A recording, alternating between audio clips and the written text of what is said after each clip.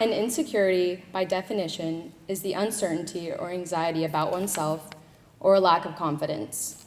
Me, I've had a love-hate relationship with my deepest insecurity. I embrace it when I'm around my family, my closest friends, and even when I'm alone. But to the outside world, I keep it a secret, fearing people will instantly dislike me or label me in a negative way.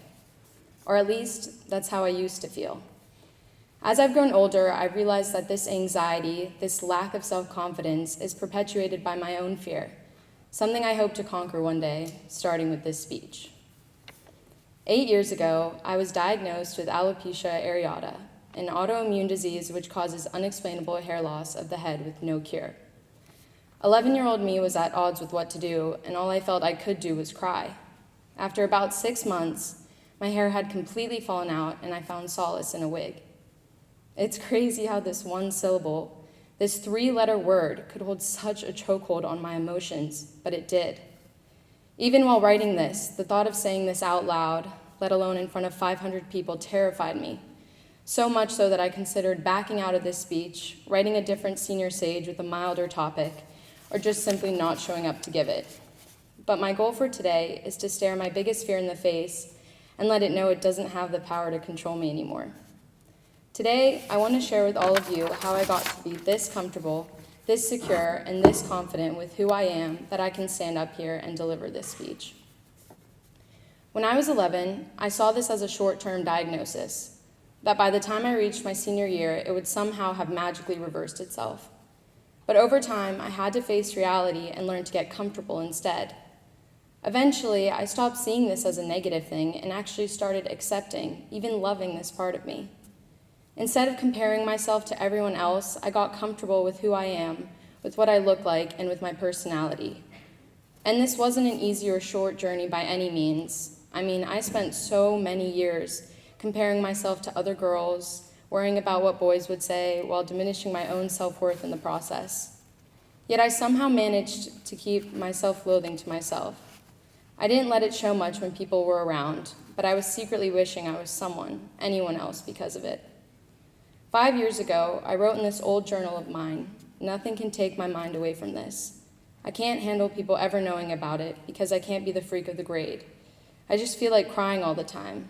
Why can't I be normal like everyone else?" When I read this again while writing my speech, I was shocked that I actually hated something about myself so much. Why had I spent years tormenting myself, and why was I seeing this as such a negative aspect of my identity? I had confused different, unique, with weird and unusual. So here comes my first piece of advice. Instead of always seeing yourself as flawed in some way, reflect on how your insecurities make you stronger and better. I know now that without alopecia, I would definitely be a different person, and I like who I am, for everything I've got.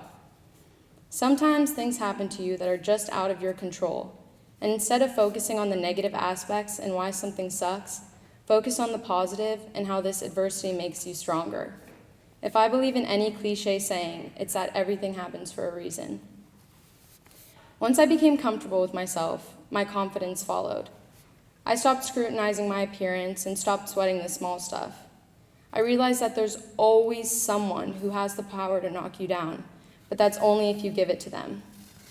I stopped internalizing everything, and now my life is not only way less stressful, but also 100% more enjoyable. Not caring about other people's negative opinions of you is the most amazing, relieving feeling, and I encourage you all to seek it out and not hide behind your fears.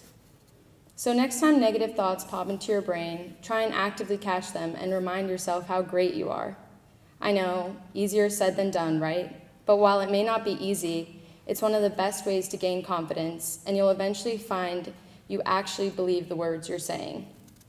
After all, a wise friend once told me, whether you like it or not, the only person stuck with you for the rest of your life is yourself.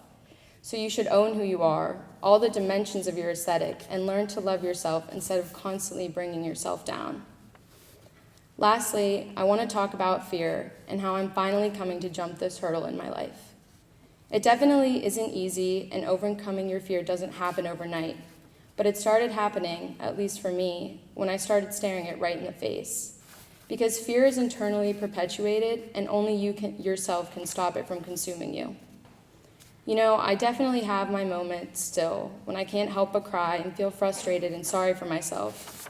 But those are short-lived once I remind myself that this isn't a weakness, but a strength that only made me more sure of who I am. I used to fear people at school would make mean comments and let that cloud how and what I thought of myself. But now I don't let other people's negative opinions influence my life. Because no matter what you do, the reality is that there's always going to be someone with something negative to say. And you shouldn't want those types of people in your life anyway, so it's no sweat off your back. All that matters at the end of the day is what you think of yourself. I'm done letting my fear of what people think of me scare me from accepting myself. And if you're ever really scared of something, let that fear be an indication of what you need to do to overcome it. Don't get me wrong. After saying all this, I'm shaking so badly that I can barely turn the pages in front of me. Yet I'm up here because I know this is what needed to come next. This is what I needed to do, for me, to finally feel free and to be able to truly embrace my identity. Before I leave the stage, though, I have to thank my amazing friends who helped me get here today. I truly, truly couldn't be up here saying all of this without having all of you to lean on. Thanks for the best memories.